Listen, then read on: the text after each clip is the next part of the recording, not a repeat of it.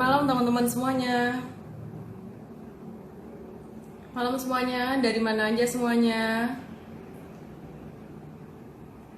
Oke, kita invite Pak Hindranata Nikola ya. Dari mana aja teman-teman?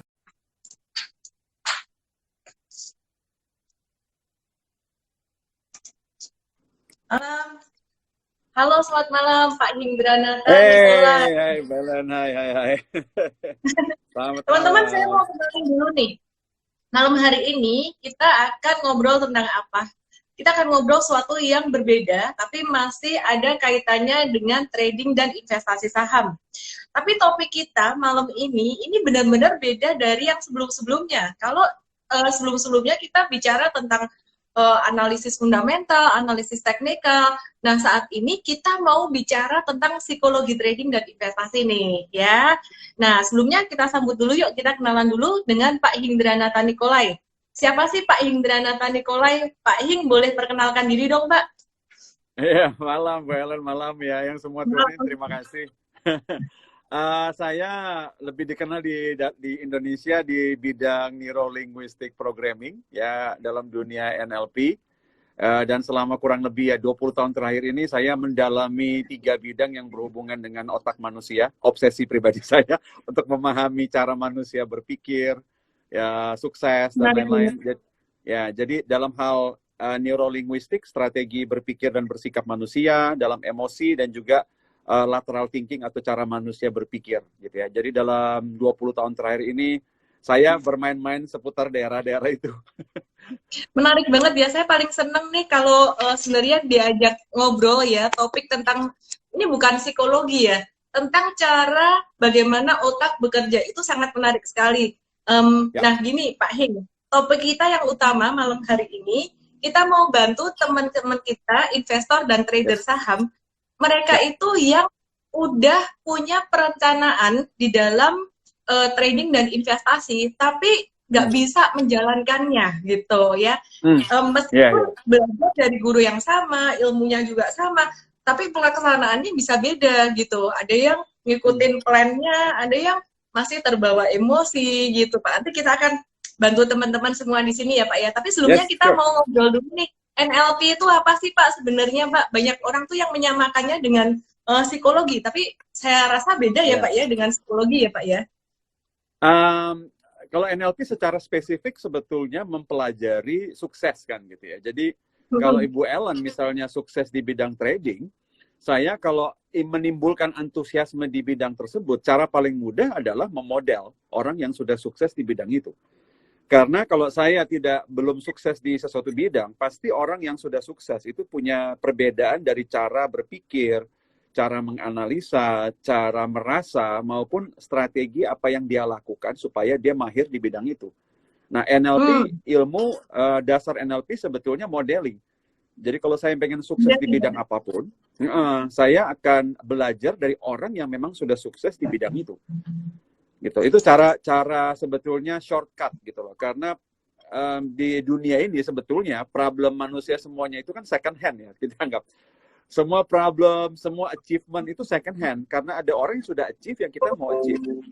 Ya kan ada orang hmm. yang punya problem yang memang sama dengan problemnya kita gitu loh. Jadi NLP melihat how to do something ya, bagaimana mempelajari strategi-strategi orang-orang yang memang sudah sukses di bidang yang kita mau capai. Secara singkat seperti itu sih. Ya, karena sukses meninggalkan jejak, sukses meninggalkan pola, kira-kira kayak gitu ya, Pak ya. Menarik banget. Absolutely, Saya sendiri absolutely. sempat belajar NLP itu di tahun 2015 dan ternyata Yes. ini sebuah ilmu yang sangat penting banget, yang dimana tiap orang tuh saya rasa harus tahu tentang ilmu ini gitu. Jadi kalau untuk NLP-nya sendiri, ini bisa langsung follow ya Instagramnya Pak Hindranata Nikolai. Nah, malam hari ini kita mau khusus belajar tentang NLP for Trading and Investing. Nah, kalau di flyer saya nggak tulis gitu tuh, ada orang bilang, NLP apa nih gitu. Tapi kita ada tulis di flyer tuh, bagaimana cara meredesain otak Ya, kita, cara yes. meredesain mental dan mindset kita, supaya kita bisa berhasil mencapai satu tujuan dalam hal ini kan trading dan investasi ya Pak ya. Oke. Ya. Pak Hindranata mungkin boleh dijelaskan lagi Pak. Tadi NLP ini adalah ilmu modeling shortcut. Jadi sukses meninggalkan jejak, kita mengikuti jejak dari orang-orang yang sudah berhasil itu. Mungkin ada beberapa hal yang Pak Hindranata bisa ceritakan. Kenapa sih orang seringkali tidak mencapai tujuannya padahal dia tahu caranya? Problemnya di otak atau di psikisnya dia apa ya Pak ya? Biasanya sih ada beberapa faktor. Faktor yang paling sering yang saya temui itu adalah yang disebut dengan mental block nih. Karena begini, kalau saya misalnya tidak punya keyakinan apapun bisa achieve di suatu bidang, mau dilatih kayak apapun, saya nggak bakal connect ke bidang itu. Jadi itu yang paling umum sih. Kalau misalnya kayak Santi yang paling sering kita tahu di mungkin bukan cuma di Indonesia tapi di seluruh dunia, misalnya adalah ada orang-orang yang punya asumsi mengenai public speaking dan lain-lain itu menakutkan gitu ya. Nah, saya bukan seorang komunikator yang baik misalnya, itu asumsi, belief. Nah, kalau saya di training public speaking apapun, tapi masih dalam diri saya masih ada keyakinan itu, saya tidak akan jadi good public speaker. Karena sistem keyakinan akan menang dibanding dengan kemampuan atau skill gitu. Karena itu ada orang yang sudah baca buku 1000, ikut training 1000. Hidupnya begitu-begitu aja, karena sistem keyakinan dia ngeblok semua itu. Nah, itu yang paling sering yang saya temui gitu loh. Paling sering seperti itu. Sistem keyakinan yang menghalangi. Sistem keyakinan. Itu yang paling sering. Menarik banget ya. Atau kalau enggak, biasanya yang kedua, Bu Ellen, kadang-kadang terjadi adalah manusia yang ya orang mengkategorikan itu adalah cepat puas gitu loh. Karena mungkin dia masuk ke sebuah bidang, kadang-kadang hanya ingin tahu atau ingin proof bahwa dia bisa, tapi setelah itu dia puas dan selesai. Gitu loh. Jadi kurang alasan yang kuat ya Pak ya? Yes, jadi dia lebih jangka pendek, itu yang dia inginkan, selesai. Kan ada orang yang masuk ke sebuah bidang apapun hanya pengen tahu aja. Dan dia tidak punya jangka pemikiran jangka panjang di bidang itu, gitu loh. Jadi dia akan stop begitu dia tahu. Sebelum kita lanjutkan Pak Hindranata, ini banyak masukan dari audiens, kameranya agak goyang ya Pak ya, mungkin gimana caranya biar ya? Oke, udah lebih tenang kayaknya. Oke. Sudah lebih tenang dia ya. Saya tidak tahu apa yang terjadi di situ. Oke. Jadi yang menarik ya, apa yang membuat orang menjadi dia nggak bisa menjalankan apa yang dia rencanakan, dia tahu caranya, tapi apa yang ini jadi nggak bisa. Cepat puas ya, mental block. Kalau saya pikir-pikir sih mungkin karena dia kurang satu alasan yang kuat ya Pak ya. Jadi jadi ya seringkali dia mengikuti apa yang jadi kesenangan dirinya gitu ya Pak. Nah, dalam motivasi, Bu Ellen, dalam motivasi itu ada dua kimia otak yang paling penting yang mengontrol kita mau lakukan sesuatu apa enggak. Sehubungan dengan kepuasan tadi. Yang pertama itu kan yang kita sebut ada unsur motivasional, itu dopamin. Itu mendorong kita sekali untuk dapat sebuah reward. Mau bentuknya duit, mau bentuknya apapun, intinya ada sebuah dorongan reward. Nah, tetapi yang kedua, begitu kita dapat rewardnya, ada unsur happy di situ, serotonin gitu loh. Itu unsur supaya kita bisa enjoy apa yang kita dapatkan gitu loh. Nah, ada orang kalau kadar dopaminnya sangat tinggi, serotoninnya rendah, apapun yang dia dapat dia nggak happy. Tetapi ada orang yang kelebihan serotonin, dopaminnya rendah, begitu dia dapat dia puas, dia stop, motivasinya udah nggak ada di bidang itu lagi. Menarik banget nih. Ini yang biasanya yang saya tahu, ini ya teman-teman ya, sejauh pengalaman pembelajaran saya kan nggak mendalami bidang ini, makanya saya invite Pak Hindranata yang luar biasa ini ya. Sejauh pembelajaran saya, orang itu bisa jadi addicted terhadap satu hal, itu karena dopamin, ternyata malah serotonin ya Pak ya? Serotonin unsur kebahagiaan akan sebuah situasi. Nah, adiksi untuk terus mencapai itu juga bisa dari dopamin. Karena serotonin yang terlalu tinggi akan bikin kita puas dan kita stop. Sebab motivasi kita udah nggak ada. Serotoninnya tinggi, dia jadi puas. Oke. Menarik banget. Tapi kalau dopamin tinggi, dia jadi termotivasi melakukan itu terus. Oke. Terus kita kembali lagi jadi topik pertama kita ya tentang trading dan investasi, meskipun nanti kita akan bahas tentang contoh-contoh lain karena sangat menarik banget nih Pak, gitu ya. Jadi orang trader atau seorang investor ada dua macam nih Pak, ada beberapa orang ya. Tipe orang yang pertama adalah orang yang sepertinya ini Pak, saya pernah belajar, please correct me if I wrong ya Pak ya, tentang otak reptil dan otak mamalia. Jadi Ya, ya, ya. ya kalau informasi masuk ke otak reptil, Ya, nanti ya. yang apa namanya, yang merespon adalah rasa takut atau melarikan diri atau Ya, escape atau fight gitu. ya, Jadi ya. kadang-kadang Betul. ada tipe pertama seorang trader atau investor saham, dia tuh gampang takut ketika dia mau beli saham, takut terus enggak atau gimana ya. Akhirnya Ya, ya. misalkan dia mengalami kerugian, dia mengalami satu pembenaran. Apa Ya, tuh ya, namanya, ya. self fulfilling prophecy kayak gitulah. Jadi dia Ya, ya. mengalami satu pembenaran, tuh kan, bener kan? Bahaya kan? Terus jadi si otak reptilnya semakin aktif, udah selesai aja escape. Akhirnya dia keluar dari pasar Ya, saham. ya. Udah nggak usah saham-saham apa mungkin investasi yang lain gitu. Tapi Ya, ya. di satu sisi ketika dia takut, seringkali ketika si otak reptilnya aktif, seringkali katanya nih ya, katanya kalau otak reptil aktif, seringkali si investor atau trader saham ini bisa juga fighting. Jadi marah-marah, dia bisa marah-marah ke brokernya, dia bisa marah ke siapapun yang dimarahin. Dan ini kisah kejadian nyata, itu kejadian nyata, Pak. Gitu. Ya, ya. Nah, tipe trader atau investor yang kedua, ini yang beda banget, lain lagi. Yang kedua ini, dia tipe yang pokoknya gue seneng di saham, nggak peduli mau untung mau rugi, pokoknya dia ada di pasar saham terus. Dan yang lucu, Okay. saya sempat ketemu satu om-om gitu ya. Saya bilang, om kenapa nggak sih anaknya aja yang disuruh belajar semuanya ini, om tinggal titipin uang ke anak gitu, karena udah cukup lanjut dan anaknya udah ini seusia saya gitu. Terus dia bilang gini, padahal dia tuh aktif. Dia bilang gini, saya tidak akan kasih anak saya masuk ke saham. Loh, maksudnya apa nih? Tapi om seneng banget. Iya, saya senang sekali, tapi saya nggak pernah di sini tuh dia untung rugi kayak gitu terus, Pak. Jadi seakan-akan saya lihat tuh dia tuh kayak addicted, dia tuh seneng. Dia seneng, dia tipe yang senang. Jadi kayak mengulang-ulang proses beli jual saham ini karena dia tuh merasakan satu kesenangan tersendiri, dan saya bilang ini juga nggak benar gitu. Jadi investor saham yang benar itu adalah mereka yang mengambil keputusan secara bijak dan terencana di awal. Tapi ketika udah diajarin, kadang-kadang pertama dikasih tahu nih, ini terencana nih gini. Cara mengatur resiko, cara masuk, cara keluar. Tapi begitu masuk ke pasar sahamnya beneran, mereka melihat, wah, ini menyenangkan nih, adrenalinnya naik turun. Kalau turun deg-degan, naik deg-degan. Turun lagi lebih deg-degan. Nah, itu yang terjadi. Sehingga banyak orang tuh jadi mau berhasil di saham tuh, kadang murid-murid saya bilangnya gini, kalau pas saya temui yang mereka benar-benar berhasil, biasanya Pak, saya lihat karakternya itu, mereka tenang. Orang-orang yang tenang itu gampang banget berhasil. Tapi orang-orang yang mereka justru yang lucunya, kelihatan highly driven, tapi mungkin dia nggak sabar gitu loh, tidak sabar mengikuti proses. Itu ketika saya ketemu setahun, 2 tahun berikutnya, dia bilang, aku tuh ngerti loh ilmu yang kamu ajarin, dan ilmu yang kamu ajarin tuh bagus. Nyatanya dipakai teman saya berhasil. Tapi apa ya problem saya, kok saya nggak bisa-bisa gitu. Gitu. Ya, jadi itu Pak kira-kira mungkin bisa dibantu gimana teman-teman kita yang mengalami kedua problem itu.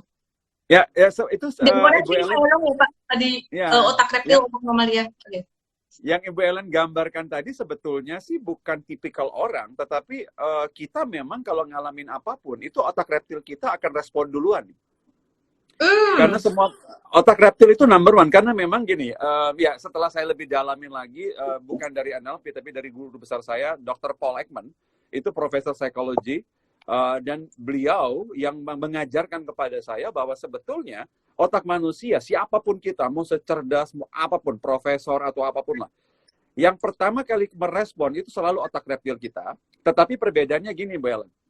Ada otak reptil, karena otak reptil kita ini yang berhubungan dengan emosi, terutama fear, itu memang berfungsi utama untuk survival instingnya kita. Karena itu dia harus duluan. Nah bedanya begini, otak reptil itu hanya respon sekian milidetik awal-awal. Misalnya kita menghadapi sesuatu. Saya lihat angka turun, angka naik, atau saya bertemu dengan orang yang pintar, saya bertemu dengan resiko, itu cuma sekian detik. Nah, bedanya begini. Orang-orang yang kita sebut cerdas, yang Bu Ellen bilang tenang, bukan mereka tidak takut.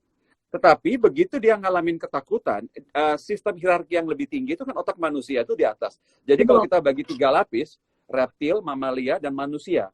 Nah, otak Neokortex manusia itu dia ya. ini, human brain ini yang akan langsung menjinakkan reptilnya. Nah, ada orang yang tidak. Dia tidak lakukan itu. Dia biarkan reptil terus yang akan menduduki pikirannya selama bermenit-menit atau berjam-jam gitu loh. Jadi sebetulnya kita semua merespon pertama dengan reptil. Cuman bedanya ada yang otak manusianya karena hierarkinya lebih tinggi langsung mengambil alih. Dia langsung bilang, oke tenang, ini saya bisa handle, ini tidak perlu seperti ini, kita bisa seperti itu. Ini otak manusia. Gitu loh. Nah, jadi sebetulnya kita semua bisa. Nah, ini tadi kenapa saya kembali ke NLP lagi. Kita belajar dari orang-orang yang kita sebut cerdas emosional. Bedanya dengan yang orang yang tidak cerdas apa?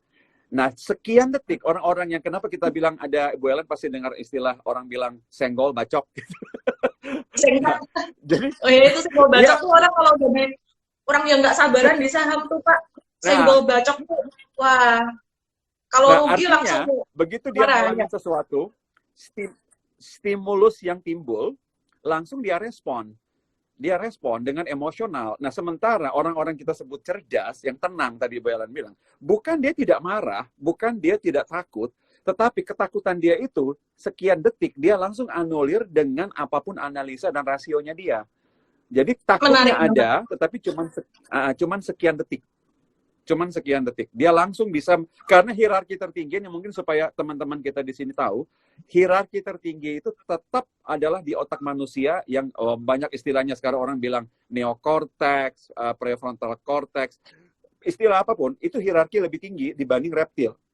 Cuman reptil duluan maju.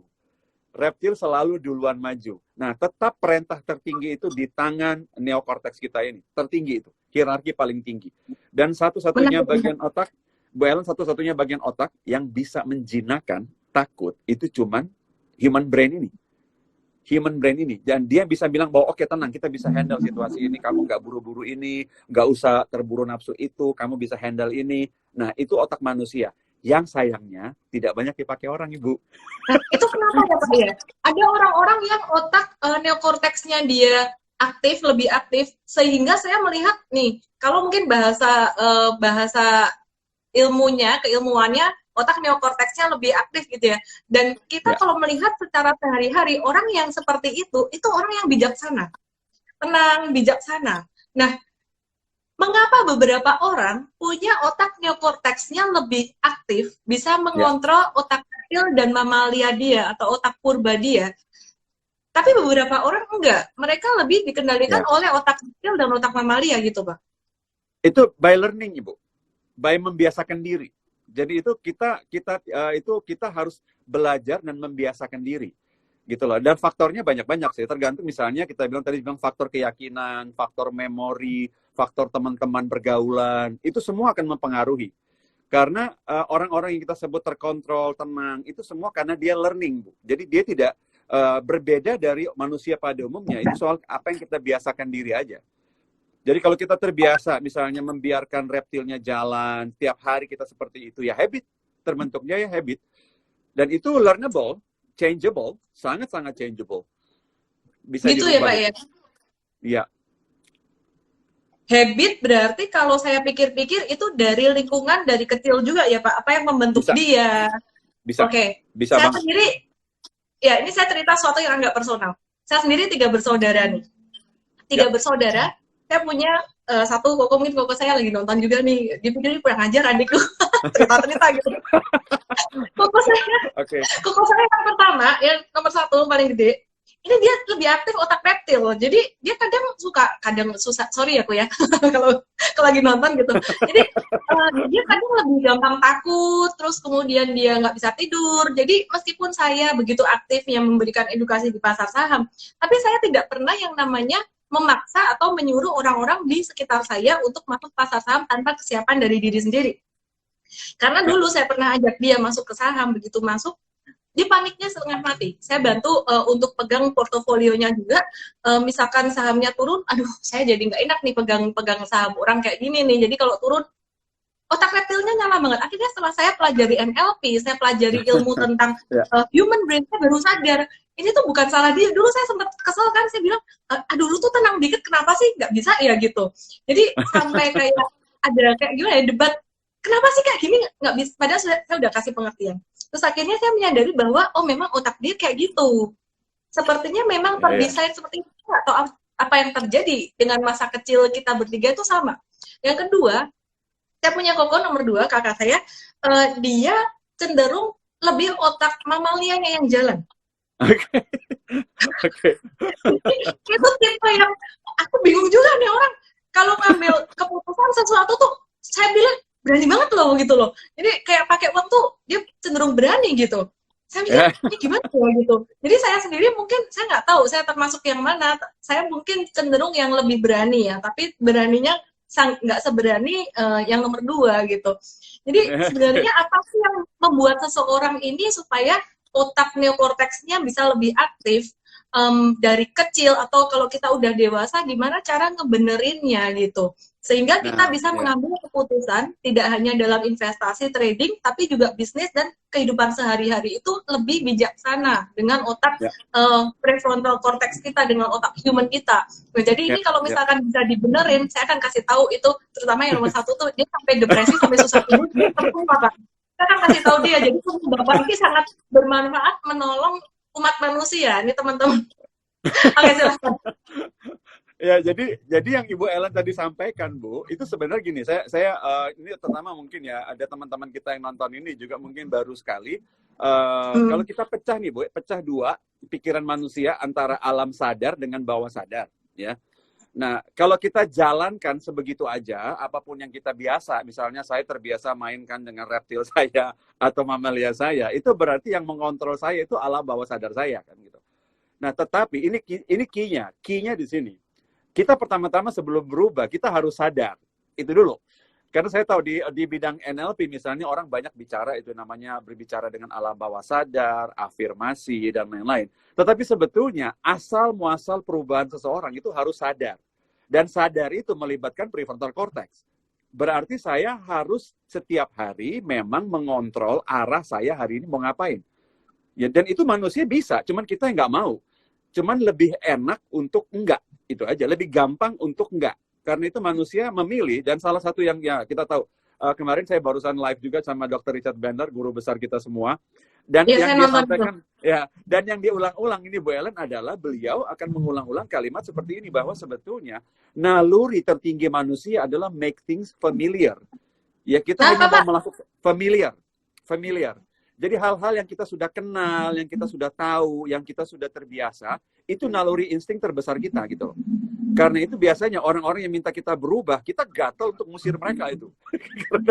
Karena kita mau semua yang kita sudah familiar, yang kita sudah comfortable, yang orang sebut comfort zone kan, yang orang sebut ya comfort zone. Itu naluri tertinggi kita. Dan karena memang untuk merubah sesuatu, kita perlu take control yang namanya sadar. Dan sadarin yang tadi kita sudah sebut, bagian prefrontal cortex ini, dia itu sadar. Nah, tetapi kalau dia kerja, ini Bu Ellen dan yang mungkin rekan-rekan yang ada di sini langsung bisa dapat pelajaran yang bagus ini. Kalau untuk bisa sadar ini bekerja, kita sebutnya human brain lah, bukan mamalia dan juga bukan reptil, power terbesar dibutuhkan untuk human brain, Bu. Jadi kenapa? Mikir itu sadar. Oke? Ya, karena itu gini, karena itu pada saat kita pakai human brain, itu energi kita besar sekali, karena itu kita lebih capek, Bu, kalau mikir. Ya, makanya saya suka tidur ya Pak ya. Kalau habis mikir gitu, makanya saya suka tidur tuh. Nah, capek Bu, betul. Karena gitu ya? Karena human reptil sama mamalia itu less energi, karena itu lebih gampang Ibu. Jadi banyak orang yang cari gampangnya. Iya. Jadi kadang kalau misalkan saya kerja, padahal kerjanya pas lagi nggak lagi kerja fisik gitu loh, tapi secara mikir gitu, itu kayak cepat lelah. Gitu ya. Oke, nangkep. Nah, karena itu pula nih kalau teman-teman kita yang masih kadang-kadang nggak nangkap, saya nggak bisa mikir Bu Ellen, lain-lain. Itu sebetulnya bukan nggak bisa mikir otaknya Bu, mungkin energinya nggak ada. Terlalu capek, kurang tidur, ya kan gitu loh. Banyak distraction, itu semua makan energi. Dan pada saat ini, ini kesimpulan yang bagus banget nih buat Bu Ellen, buat teman-teman. Pada saat kita lelah Bu, pada saat kita terganggu oleh hal-hal emosional yang lain, otak kita switch langsung otomatis Ibu ke mana? Reptil, Bu. Reptil, benar banget Bu, benar banget Pak, itu saya setuju. Jadi anak-anak saya udah tahu. Mama kalau marah-marah, itu pasti mama kalau nggak lapar, ngantuk berat. Antara lapar berat, ngantuk berat. Jadi itu saya udah ngomong, kamu jangan macam-macam. Mama lagi lapar banget. Mendingan kalau mau minta yang aneh-aneh, tunggu mama selesai makan atau tidur cukup gitu. Iya. Nah itu kuncinya, betul. Jadi sebetulnya Okay. bukan kita nggak bisa mikir ya Bu, seringkali karena kita tidak save enough energy. Nah saya seringkali bilang sama teman-teman pebisnis atau siapapun, otak kita itu sebetulnya mirip-mirip dengan handphone. Kalau lagi low bat, kita nggak nge-charge, itu biasanya otak kita running dalam safe mode, gitu loh. Sehingga banyak apps mikir yang harus mati Bu. Yang makan memori itu mati semua, itu harus mati baru jalan otak kita. Soalnya terlalu makan energi kalau kita mikir. Aku simpulkan sedikit ya Pak, please correct me Boleh. kalau ada yang salah. Oke. Ya. Sebentar, ini teman-teman, hari ini ada giveaway, hadiah langsung, dan juga giveaway yang diundi. Diundinya nanti dengan menjawab pertanyaan, saya akan jawab secara random ya. Saya akan pilih pemenangnya secara random gitu. Jadi Anda jawab pertanyaan Pak Hindranata di akhir sesi, akan ada 10 pemenang untuk di akhir sesi nanti ya, untuk 15 hari mTrade. mTrade adalah platform edukasi saham online sepanjang tahun ya, setahun, dan dapat gratis referensi trading jurnal, trading saham ya. Dan di sini teman-teman nanti dapat 15 hari tentunya, bukan 1 tahun. Nah, teman-teman, untuk hadiah langsungnya, teman-teman bisa ke ellendesmay.com/sodv, pakai kode promonya HING, HING, artinya yang dari live dengan Pak Hing ini bisa dapat gratis ya. Hari ini terakhir dari Pak Hing. Oke. Teman-teman, nanti kalau pas Pak Hindranata ngomong, saya akan matikan komen ya, supaya teman-teman bisa lihat wajah Pak Hindranata yang kayak Jackie Chan ada yang komen ya. Dengan lebih jelas lagi. Oke. Saya coba simpulkan sedikit Pak Hing, tolong dikoreksi kalau saya salah. Jadi sebenarnya secara alamiah, otak reptil yang akan aktif duluan karena Betul. Itu adalah untuk survival kita. Yang pertama itu. Kemudian otak manusia atau human brain kita itu akan aktif jika kita dalam kondisi yang fit. Cukup makan, cukup tidur, sehat. Kalau kita dalam kondisi yang nggak fit, maka otak reptil yang akan nyala. Sehingga teman-teman, kalau saya langsung ke trading dan investasi saham ya. Jadi kalau mau trading dan investasi saham hasilnya bagus, yang pertama adalah kita harus tenang dulu. Caranya tenang gimana? Caranya tenang kalau menurut pemikiran saya, menurut hikmat saya gitu. Set your expectation. Banyak orang yang set expectation terlalu tinggi di awal. Saya pengen trading investasi seperti orang itu dapat keuntungan sekian sehingga tidak melihat prosesnya. Dengan demikian, maka yang akan aktif adalah kedua otak reptil dan juga mamalia itu tadi. Tapi kalau kita set expectation, artinya slow aja deh, nggak usah terlalu terburu-buru. Dengan santai ini, maka otak human brain kita juga akan lebih aktif gitu ya. Dan kita dalam kondisi yang enak tradingnya, kalau bisa trading investasi itu Anda jangan dalam tekanan ekonomi. Misalkan tulang punggung keluarga sakit atau meninggal, dan saya punya temen kayak gitu tuh. Terus kemudian dia harus menafkahi seluruh anggota keluarganya padahal dia tidak bekerja sebelumnya. Lalu bilang, Ellen ajarin saya untuk trading investasi saham. Wah, a big no, karena saya udah belajar NLP. Kalau saya belum belajar NLP, mungkin saya kasih, ayo, saya samakan semua orang. A big no, saya bilang, enggak, saya nggak kasih. Kenapa? Kamu benerin dulu semuanya, sampai kamu merasa tenang, merasa bahwa kalau sampai nggak dapat duit dari saham pun nggak apa-apa. Jadi itu kita akan masuk ke human brain kita dalam pengambilan keputusan. Dan itu juga pengalaman saya di tahun 2007 itu saya lagi serakah-serakahnya di saham karena my expectation is too high. Kemudian tahun 2008, jadi entah kenapa tuh otak mamalia saya yang lebih aktif, Pak, 2007. Saya lebih condong ke situ. Jadi istilahnya tuh hajar blend gitu. 2008, akhirnya saya dididik oleh sebuah situasi yang namanya krisis tahun 2008 yang mengaktifkan otak reptil saya. Saya kaget, ternyata bisa juga kalau saya rugi. gede lagi. Dan kemudian saya bersyukurnya, entah kenapa saya bisa mengambil waktu jeda untuk istirahat, dan saya berpikir, oke, saya mencoba berpikir, kalau ada orang yang berhasil, pastinya saya juga bisa. Karena itu tadi yang Bapak katakan di awal, sukses itu meninggalkan jejak. Akhirnya saya perlahan-lahan menata diri, dan 2008 akhir, 2009 awal, itu saya udah mulai ambil saham. Waktu itu saya gunakan value investing ya, seperti saat ini. Value investing, saya beli saham Cetra, waktu itu harganya 100, 2013 harganya mencapai 1.400 sampai 1.600-an, saya take profit di situ. Sebenarnya investor tuh nggak mengenal kata take profit, tapi ya saya investor setengah trader lah. Terus memasuki tahun 2009 sampai tahun 2020 sampai tahun 2019 akhir lah kemarin, saya menggunakan strategi trend following atau super trader, karena saham-saham yang terdiskon itu sangat jarang sekali. Baru tahun 2020 ini saya banyak ngomong lagi tentang value investing. Kenapa? Karena memang momennya. Oke, kembali lagi teman-teman. Jadi saya coba ini dikit ya Pak ya, tadi kasih tips buat teman-teman kayak gitu ya Pak ya. Nah mungkin bisa ditambahkan oleh Pak Hindranata, ini ilmu yang sangat penting teman-teman. Jadi jangan hanya karena mau dapat giveaway aja ngikut sampai akhir. Jadi ilmu yang dibagi Pak Hindranata ini bisa mengubah hidup kita, tidak hanya tentang saham, trading, dan investasi, tapi juga bisa mengubah hidup kita secara keseluruhan. Bahkan saya menerapkan ini dalam keluarga, family, parenting, and my life changed a lot dramatically ke arah yang lebih positif gitu. Nanti saya akan cerita lagi tentang my personal life nanti ya. Sekarang kita mau dengar dari Pak Hindranata.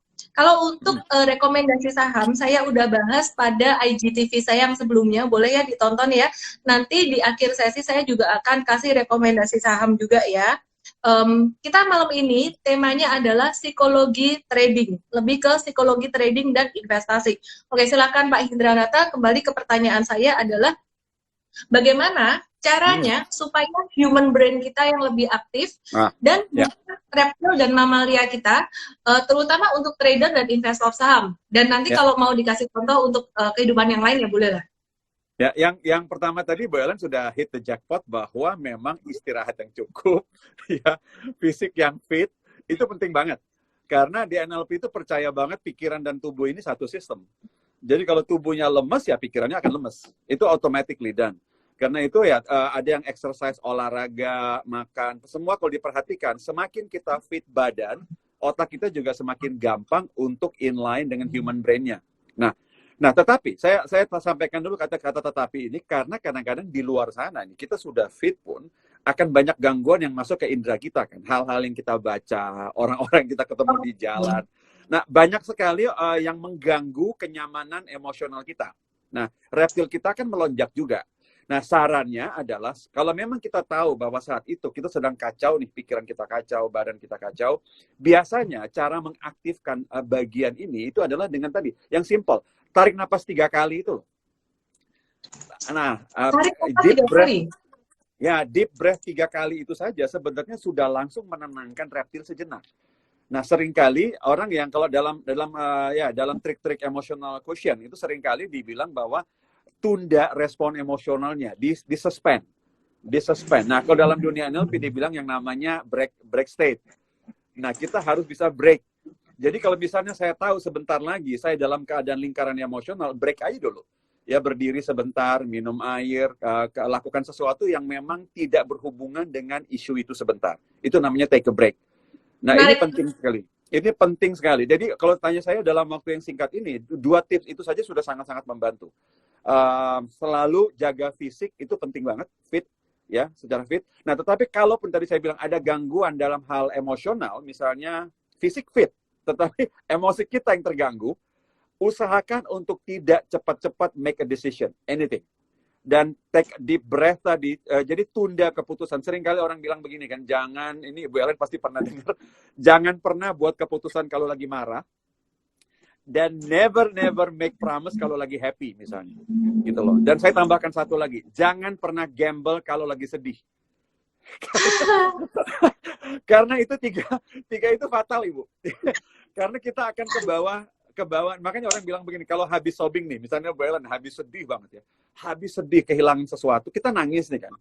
Begitu nangis, semua yang ada di sini pasti tahu, pernah nangis, dan setelah nangis what happened, Ibu? Kita jadi merasa very happy. Ada kelegaan setelah nangis itu. Nah, ini situasi yang sangat-sangat berbahaya kalau orang-orang masuk ke dalam satu, gambling, dua, online shopping. Keputusan yang sifatnya impulsif, itu very, very dangerous. Kalau habis sedih. Karena biasanya kelegaan itu ada sebuah dorongan untuk saatnya bangkit. Dan ini memberikan kita dorongan keberanian yang luar biasa biasanya itu. So, dalam lingkaran emosional, tunda keputusan. Diulang Pak, sekali lagi Pak tadi. Memberikan dorongan keberanian yang luar biasa ketika justru dia habis sedih. Setelah dia nangis. Setelah dia nangis, keberanian Setelah luar nangis. biasa. Yes, karena Kenapa begini, biasanya setelah orang nangis, karena salah satu tujuan kita sedih itu dua pada umumnya. Satu, itu adalah memang untuk permintaan pertolongan kepada orang lain. Karena pada saat kita sedih, kita helpless. Karena itu secara badania, kalau kita tahu kita sedih, secara badania kita lemas. Tulang-tulang kita lemas, semuanya lemes. Dan air mata kita keluar, dan itu permintaan tolong sebetulnya. Tetapi ini take-nya. After that, after sadness, kita mempunyai power yang luar biasa itu biasanya. Karena itu siapapun yang pernah nangis, biasanya setelah nangis, itu kita powerful banget loh, Bu. Wah, itu menarik tuh, Pak. Oke, aku rangkum dulu teman-teman ya. Aku rangkum dulu ya. Ini menarik banget. Ini adalah sesi yang sangat bermanfaat banget, teman-teman. Saya jarang banget ngebahas psikologi trading karena saya takut salah-salah juga. Kan kalau psikologi trading itu tips yang saya bisa berikan buat Anda ya, belajar supaya profil resiko Anda menjadi lebih baik karena itu tips dari Warren Buffett. Oke, saya rangkum nih. Jadi yang baru aja ngikutin live-nya ya, kenapa sih orang sudah merencanakan, membuat perencanaan trading saham, perencanaan investasi, perencanaan bisnis, perencanaan hidup, seringkali gagal, padahal dia tahu apa yang harus dia lakukan. Seringkali dia mengikuti emosinya, rasa takut, rasa serakah, rasa senangnya, dan mengabaikan perencanaan yang sudah dibuat. Kenapa? Ya, karena seringkali yang merespon adalah otak reptilnya. Ini adalah otak pertahanan atau survival kita, atau otak mamalia, otak mencari kesenangan. Correct me if I wrong ya Pak ya. Nah, bagaimana caranya supaya seseorang bisa berhasil? Caranya adalah memodel orang yang sudah berhasil dan melaksanakan plan tersebut yang dipelajari dari orang yang sudah berhasil dengan otak neokortex kita atau otak human brain kita. Masalahnya, banyak orang yang human brain-nya nggak aktif, gitu ya. Lebih banyak orang yang suka mengaktifkan otak reptil dan otak mamalianya. Nah, ini kita akan benerin. Yang pertama, tips dari Pak Hindranata, meskipun sebenarnya dalam banget ya, ini saya rangkum. Yang pertama tadi Pak Hindranata mengatakan, makan dan tidur yang cukup, istirahat yang cukup, badan yang sehat. Sehingga ketika kita mengambil keputusan kita, keputusan yang bisa masuk ke otak neokortex gitu. Jadi otak manusia, bukan otak purba. Kemudian yang kedua adalah saring informasi. Wah, ini penting banget ya teman-teman ya. Kalau ini sepertinya ini yang terjadi pada diri saya. Sepertinya ini yang membedakan saya dengan, ya, sorry ya kok, dengan koko. Karena gini, ketika saya hidup, dulu tuh saya bersyukurnya ketika saya masuk usia 10-11 tahun, saya bergaul, kebetulan saya aktif di, kalau ya ini saya nggak ngomong soal agama ya, komunitas saya yang positif. Jadi saya masuk ke gereja, waktu itu mulai aktif di gereja. Kita dari keluarga awalnya tuh Konghucu semuanya.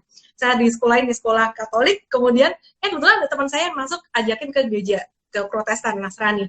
Terus kemudian di situ saya di dalam satu komunitas sekolah minggu.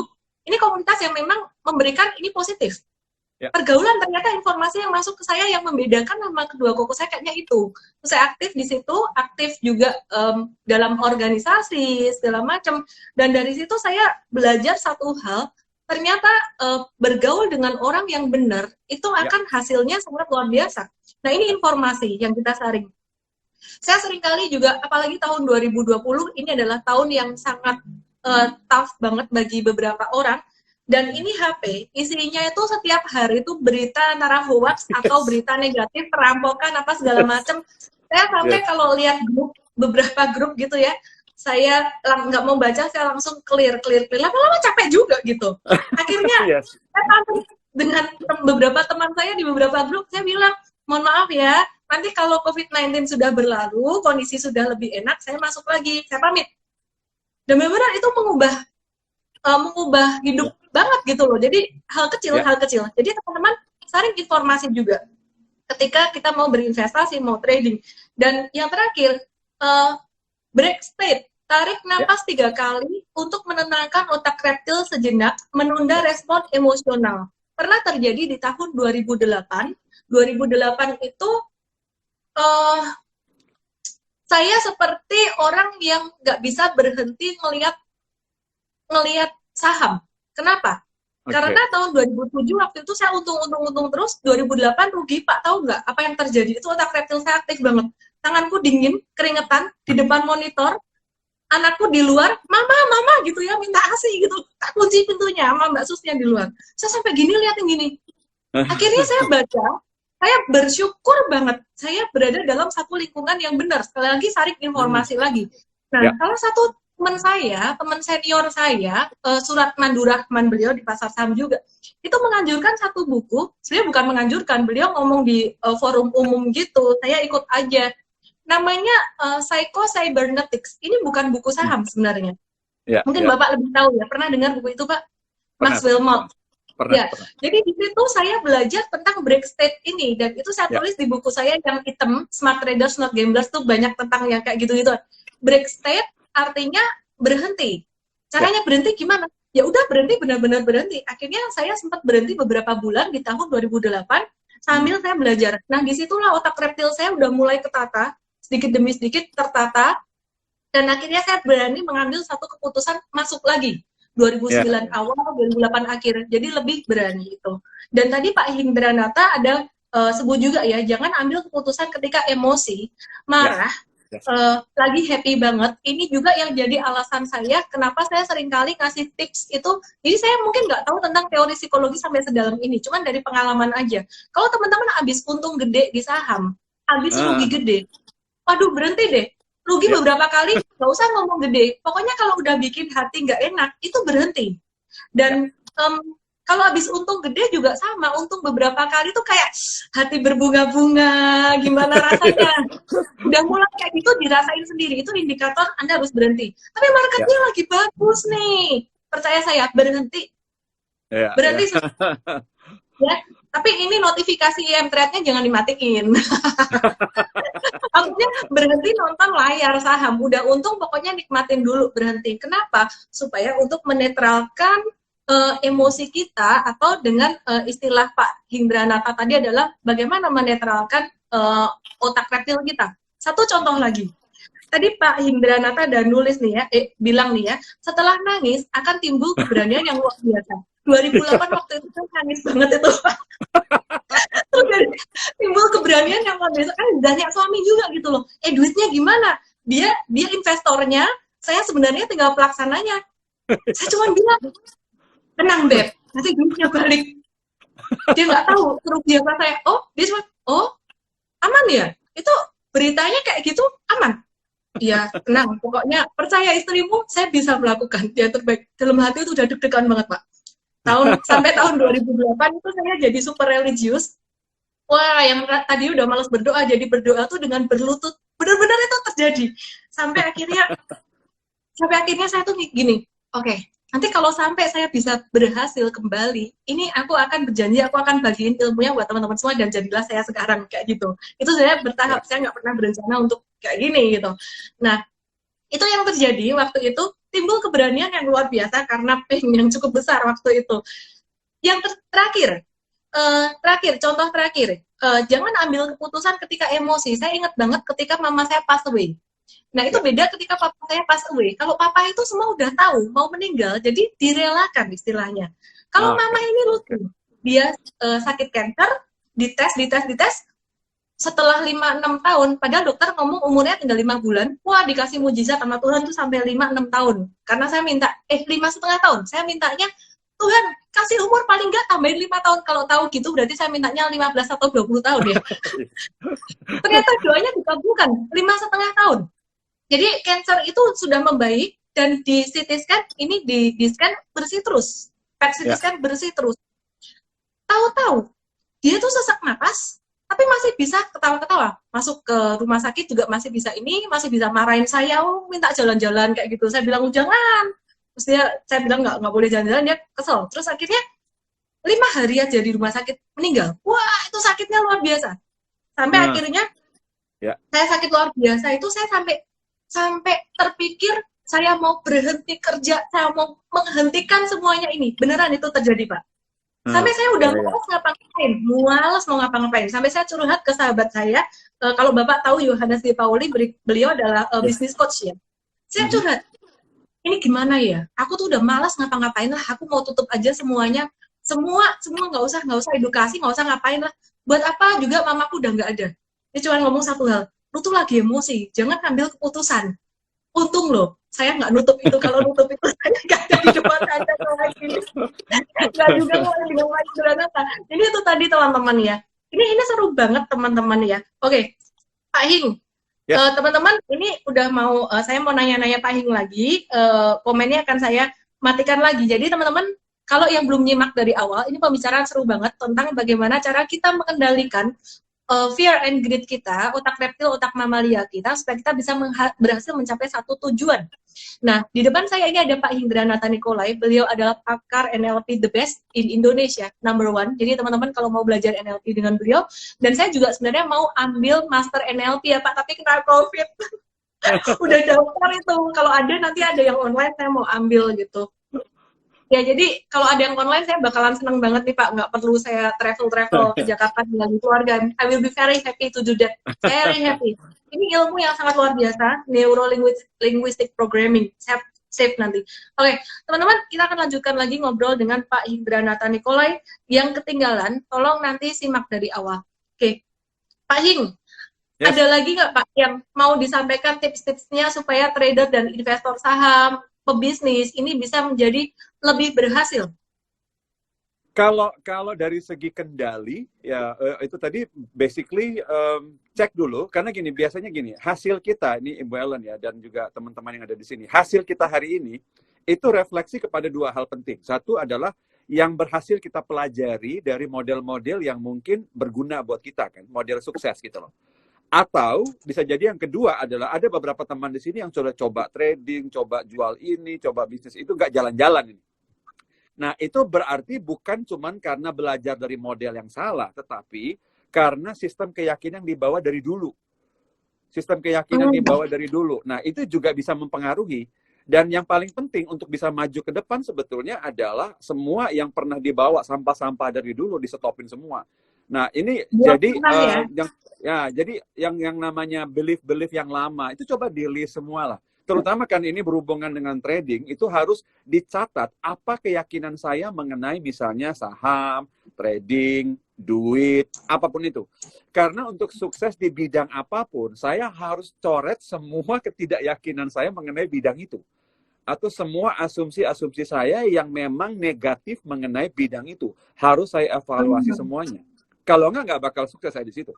Saya mau berprofesi di bidang apapun, semua sistem keyakinan saya harus sejalan dengan bidang itu. Kalau enggak, saya nggak bakal sukses. Di training kayak apapun percuma. Sistem keyakinan saya harus saya evaluasi.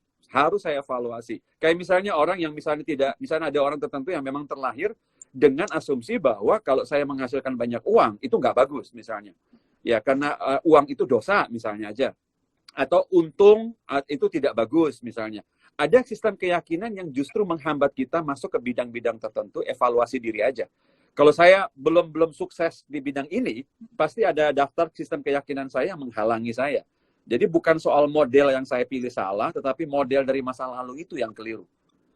Oke, menarik. Aku coba kumpulin ya, teman-teman saya bantu ya. Jadi, jadi kalau saya pelajari ya Pak, correct me if I wrong ya.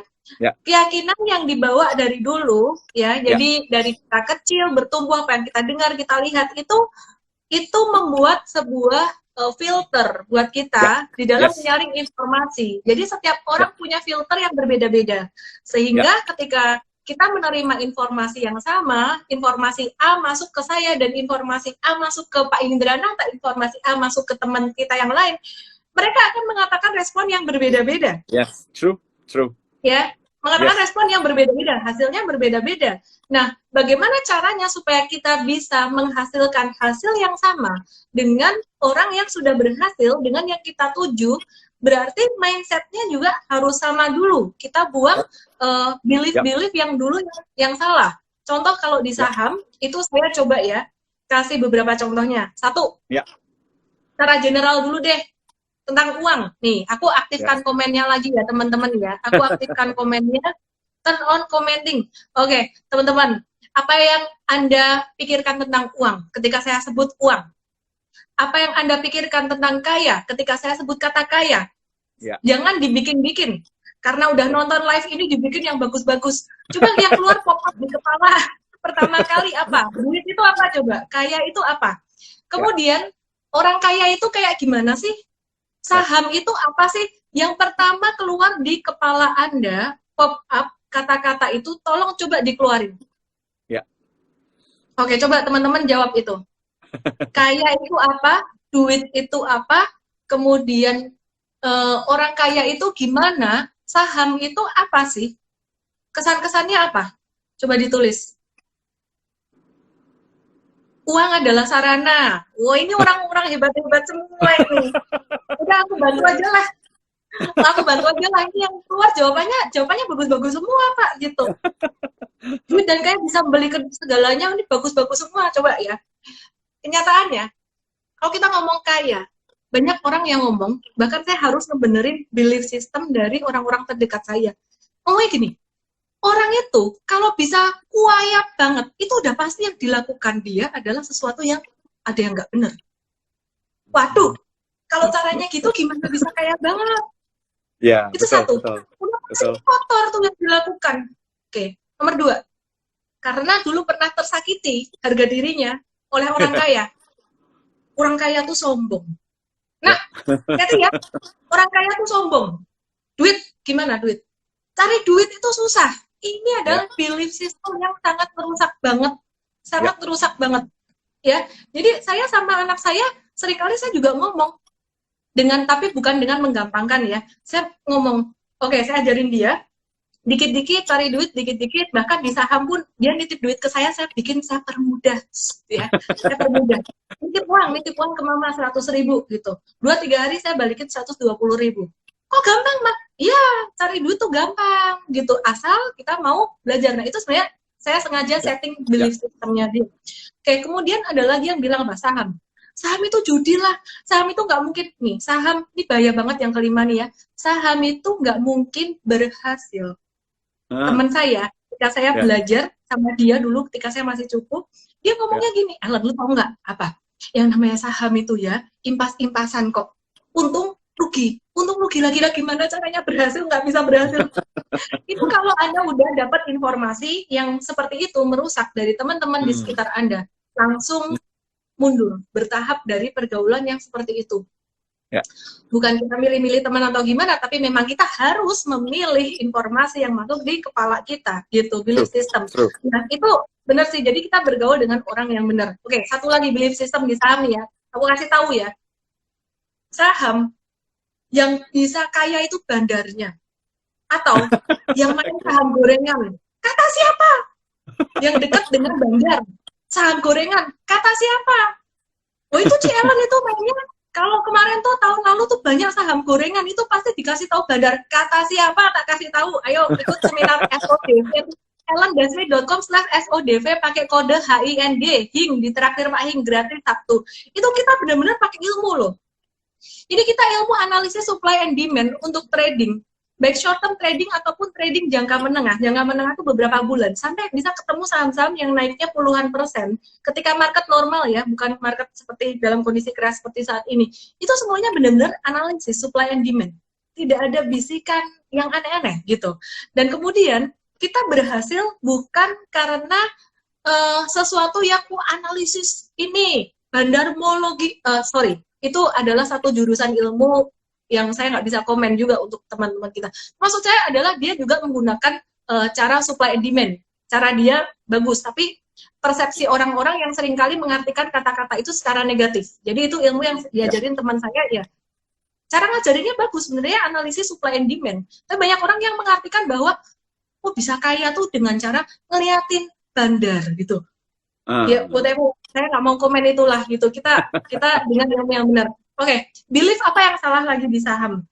Belief yang salah di saham adalah nggak pernah Udah nggak usah cut-loss-cut-lossan, nggak usah batasi kerugian, ntar juga sahamnya naik lagi. Siapa kata itu saham yang namanya bumi sampai sekarang harganya masih membumi, down to earth, rendah hati dia.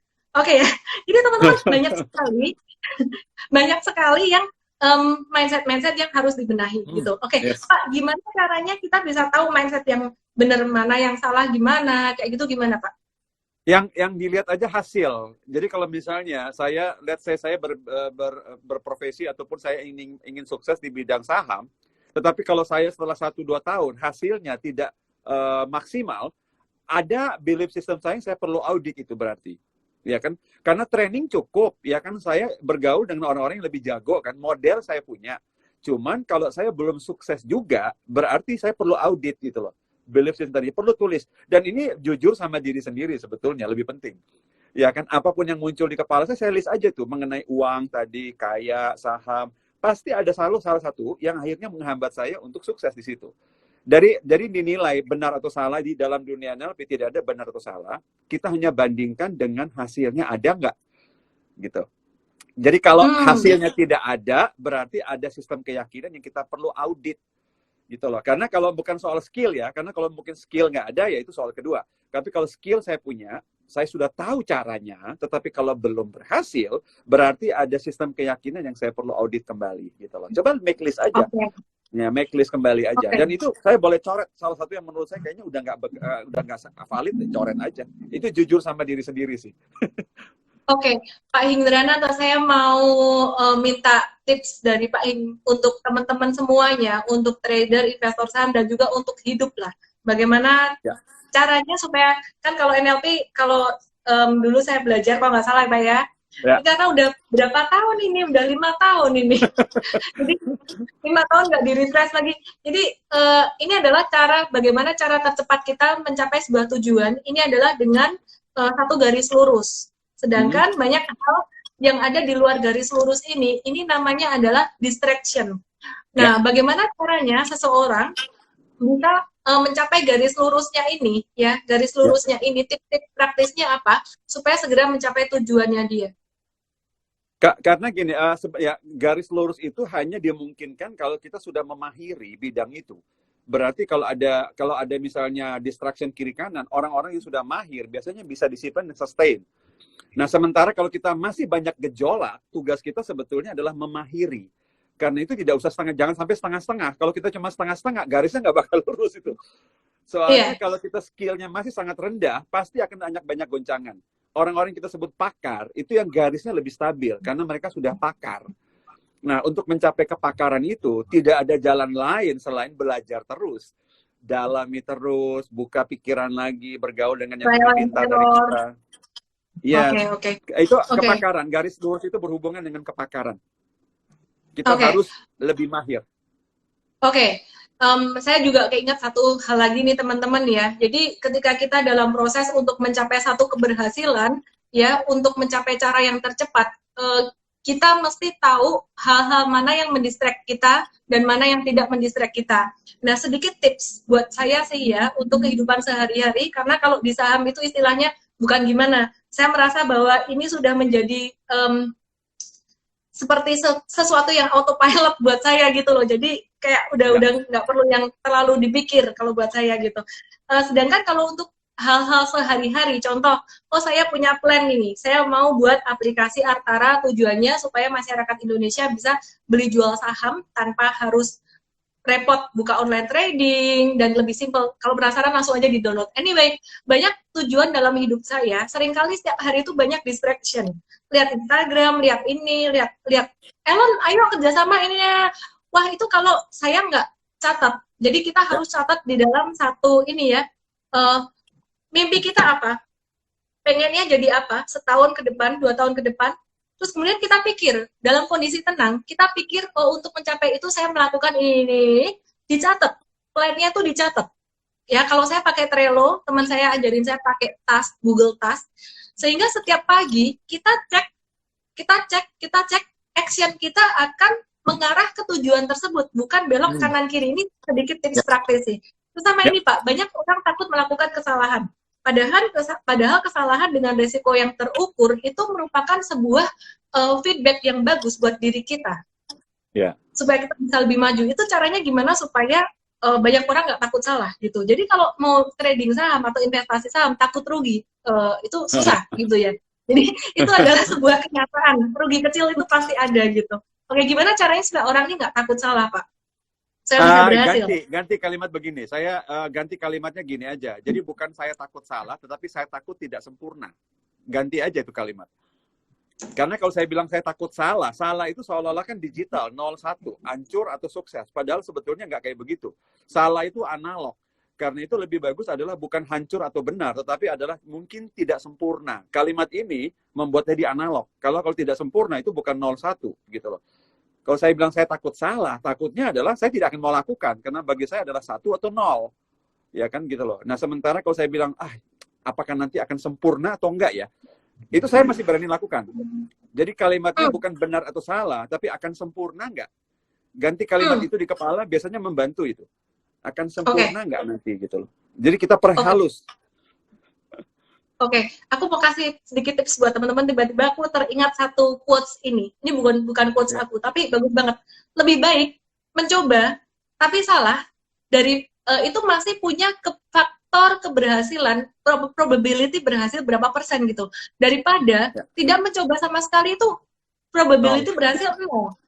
Gitu. Tapi kita tambahin ya, bukan hanya berani aja, tapi dengan resiko yang terukur. Simpel kalau di saham itu sebenarnya gampang banget kok. Mau resiko terukur, duitnya yang dimasukin ya jangan gede-gede. Siapnya ada gitu. Misalkan katakan sampai sesuatu hal yang jelek terjadi nih, duit sampai nggak ada gitu. Apa yang terjadi? Oh, hidup Anda masih baik-baik aja, oke. Ya nggak mungkin lah sampai semua habis, nggak mungkin lah. Anda misalkan masukin 100 juta, siap ini uang sekolah. Ini bahasanya saya ganti, bukan siap rugi. Uang sekolah berapa? 10 juta. Tapi ya jangan terus sengaja habis-habisin gitu ya teman-teman. Oke. Nah, sedikit nih ya teman-teman ya yang ngikut di sini, tolong ditulis dong di sini apa sih mental block kamu saat ini di dalam mencapai keberhasilan baik dalam trading, investasi saham ataupun bisnis apapun juga. Tulis di sini semuanya ya teman-teman sambil saya ngobrol dengan Pak Hindranata lagi.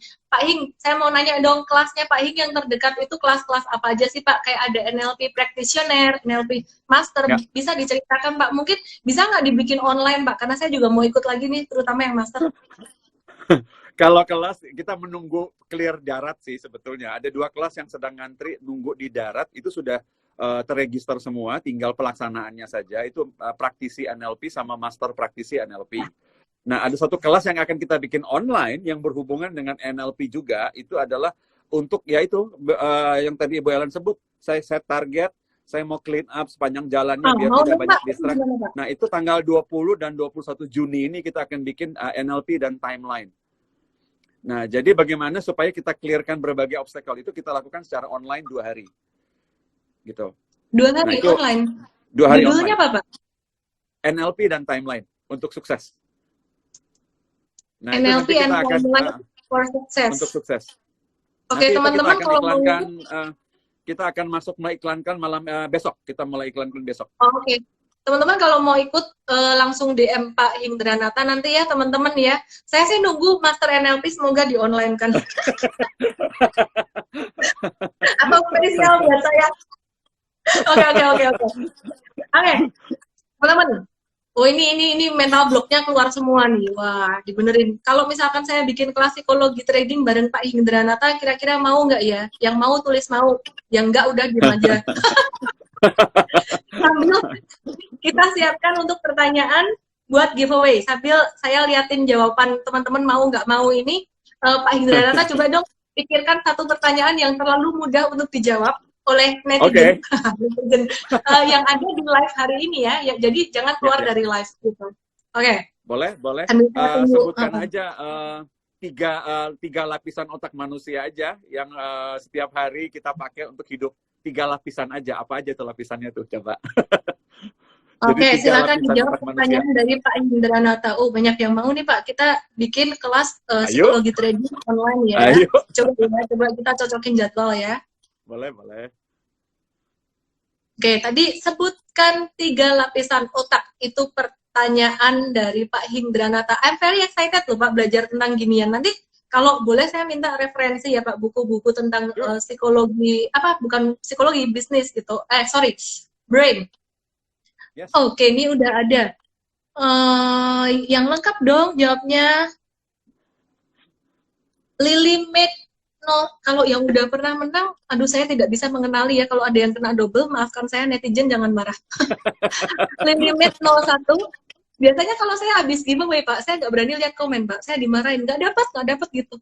Hardo Pratama, Faris Mur, DP Liam, ini yang saya lihat urutannya dari atas, kebetulan saya pas lagi bisa lihat komen secara urut ya. Cincon lucu amat sih ini ya. Oke, udah 5 orang. Oke, kemudian D, Joni, HSE, M, Shirley, _80. Ini aku urutin nih, Kristanto, Fufuk, Rian, Wahyu, Hidayat. Aku nggak bisa nemuin ini udah dapat hadiah belum, tapi nanti tim saya bisa. Jadi kalau ada ini lagi, Eka Luwiska, Aji Setiawan, Gidi, berapa orang ya? Udah kelebihan nggak ya? 1, 2, 3, 4, 5, 6, 7, 8, 9. So dia udah pas 11 sudah kelebihan nih. 11 orang ini. Oke, cukup. Mohon maaf yang belum dapat ya, jangan marahin saya. Oke. Lily Made 01, Hardo Pranata, Faris Mur, DP Lin, Rincon, Joni, HSE, M Shirley _80, Kristano Fufuk, Rian, Wahyu Hidayat, Eka Luwiska, Aji _Setiawan, silahkan DM saya dengan tulis EMT15, nama, email, dan WhatsApp. Jadi besok tim saya akan bantu follow up. Oke. Ada hadiah langsung buat teman-teman semuanya. Bisa dapetin seminar online saham diskon Vaganza. Besok hari Sabtu saya akan bahas tentang candlesticks for trading and investing success ya. Langsung aja ke www.ellendesri.com/sodv dengan kode promonya tulis aja HING, HING, dapat gratis langsung. Oke ya? Oke, Pak Hindranata. Boleh kasih satu closing statement, apapun itu. Ya. Boleh. Nah, sebetulnya sih mau mendalami ilmu apapun, Bu Ellen dan juga semua teman-teman pebisnis, profesional, saran saya sih memang adalah jaga kesehatan otak dan badan sih. Karena itu modalnya luar biasa itu. Dan kita lebih sering, kita sebenarnya lebih tahu jaga kesehatan badan sebenarnya juga. Tapi otak juga perlu dijaga. Bu Ellen tadi benar banget. Hati-hati dengan yang masuk. Hati-hati dengan yang masuk ke kepala kita ini, hati-hati banget. Banyak racun, banyak kuman, percuma kalau badan sehat. Dan istirahat, olahraga, makan yang cukup, jaga kesehatan badan sehingga pikiran kita juga benar. Kayak gitu. Jadi kita tahu banyak banget ilmu yang di luar sana menyangkut kesehatan kedua ini. Tapi secara kita pribadi, jagalah kesehatan dua-duanya ini. Modal penting untuk sukses di bidang apapun lah. Saya senang mendengarnya Pak. Tahu nggak Pak? Kenapa Pak? Yes. Saya sekarang kalau mau nge-live, at least saya harus tidur paling nggak 30 menit sampai 1 jam. Dan tadi sebelum nge-live sama Pak Hindrana, saya tidur 2 jam, Pak. Saya sampai, I feel bad. Kayak, hidup gue nih kayak hari ini nggak produktif banget gitu ya. Ya sih weekend, tapi saya tidur 2 jam ngapain banget gitu. Dan I feel so good. Oke. Ya, terima kasih banyak Pak Hindranata buat waktunya. Dan juga buat semua yang udah nyimak. Ilmunya sangat luar biasa sekali. Jadi teman-teman yang mau belajar tentang NLP, tentang human brain, dan bagaimana cara mencapai sukses lebih cepat, ilmu ini NLP bukan sembarang ilmu. Saya sudah belajar, semua orang sukses menggunakannya. Sebut namanya Tony Robbins, Bill Clinton, istrinya, dia juga pakai. Terus kemudian banyak semua orang yang ini. Terus kemudian siapa tuh petenis dunia, muridnya Tony Robbins? Andre Agassi. Ya, CEO itu, ya, dia pakai juga. Terus kemudian Tiger Woods dia juga pakai. Terus kemudian kalau yang di Indonesia itu Pak Tung Desem Waringin itu juga pakai, Mary Riana pakai, semuanya pakai gitu. Jadi orang sukses belajar ilmu ini. Kenapa? Karena dengan ilmu ini jadi tahu bagaimana caranya memprogram otak kita. Anyway, terima kasih semuanya yang sudah bergabung, yang sudah nonton. Mohon maaf yang nggak dapat giveaway, Anda dapat hadiah langsung di situ. Terima kasih Pak Indra Nata. Selamat Sama-sama. malam dan salam Profit. Bye-bye. Bye bye, bye bye.